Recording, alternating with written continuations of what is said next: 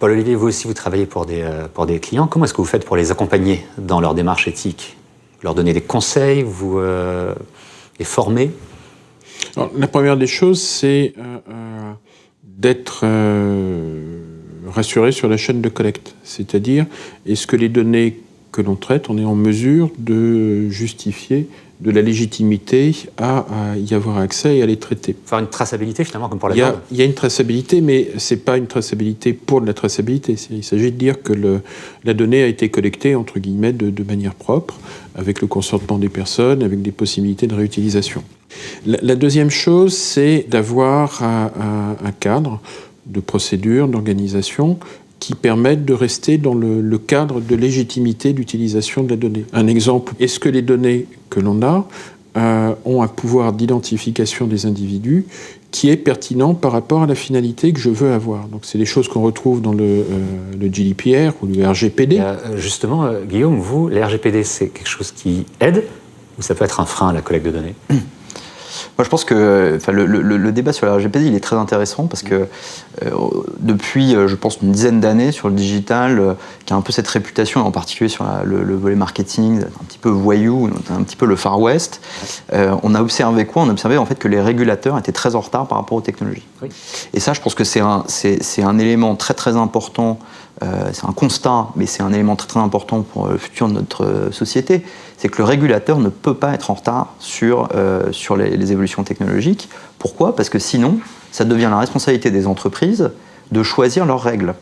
Et donc, on parle de digital et éthique, et d'entreprise et éthique, et c'est au sein du débat actuel aussi qui est sur quelle est la vraie responsabilité d'une entreprise, et pas uniquement de potentiellement faire du profit. Moi, personnellement, je trouve que c'est quelque chose d'assez dangereux, parce que demain, si en fait le régulateur n'est plus capable de définir quelle est l'éthique et que c'est Facebook qui doit définir l'éthique, et ben c'est Facebook qui devient le régulateur, c'est Facebook qui devient le gouvernement.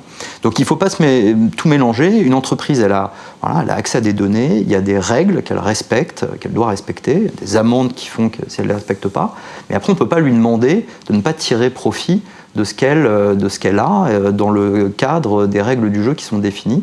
Et je trouve qu'il y a quelque chose qui nous interroge. Il n'y a pas de bonne solution à ce stade. Les entreprises sont aujourd'hui en capacité de définir leur propre éthique. Et moi, je trouve que c'est assez dangereux. Je vous propose qu'on continue peut-être sur cette thématique. Mais avant, je vous propose un reportage. Parce que finalement, si elle peut être exploitée par les marques, la data, elle peut également se mettre au service de la collectivité. Ça, c'est très intéressant. Et c'est notamment le cas des smart cities, ces villes qui sont connectées où la data est complètement au service des utilisateurs, des habitants, pour leur faciliter leur vie quotidienne. Alors, les Éco-Publishing ont rencontré Cécile Maisonneuve, elle est présidente de la Fabrique de la Cité, un organisme qui cherche à faire émerger une vision commune de la ville de demain, une ville où la donnée joue, vous allez le voir, un rôle central.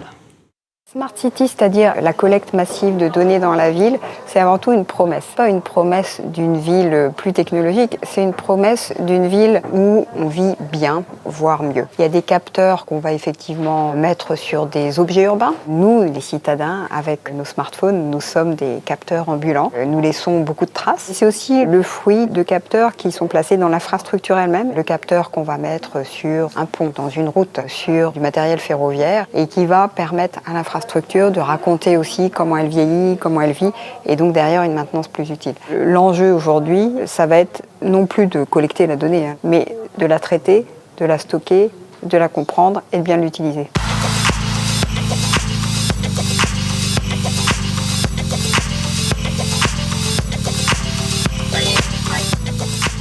Il y a les données qui permettent, de prendre le pouls de la ville. Voilà par exemple ce qui circule sur la chaussée. Voilà l'énergie qui est en train de dépenser tel bâtiment. Deuxième type de données, c'est la donnée qui va permettre d'optimiser. On n'est plus dans un simple système d'information.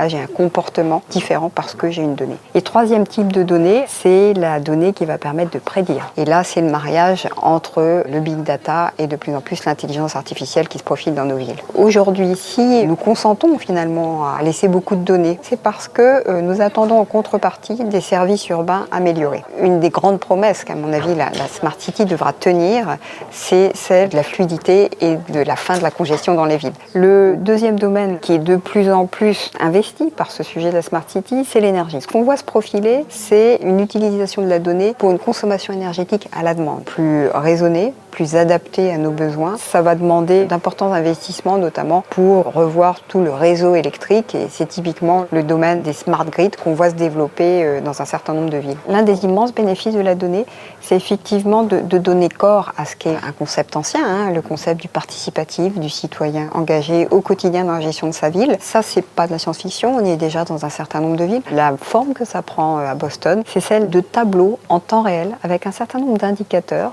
qui, chaque jour, mesurent la performance de la ville. C'est-à-dire que vous, en tant que citoyen, vous avez une visualisation en live de ce que votre ville a réussi à faire ou pas chaque jour.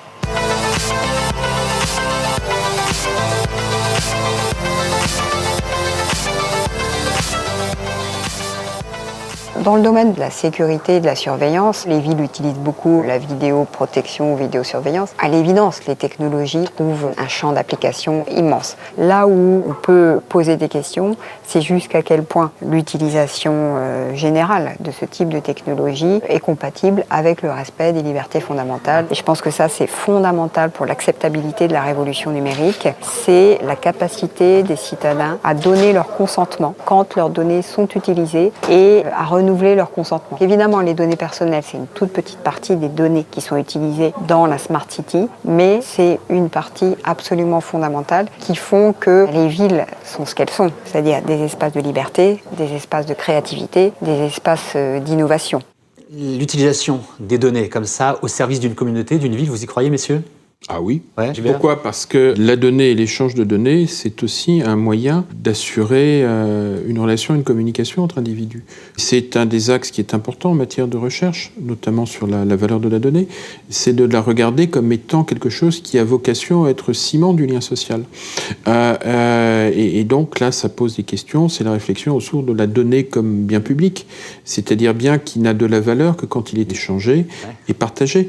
C'est aussi ce qui fonde les politiques d'open data, avec les problématiques de transparence qui, là, sont appliquées aux collectivités, mais aussi à plein d'autres acteurs.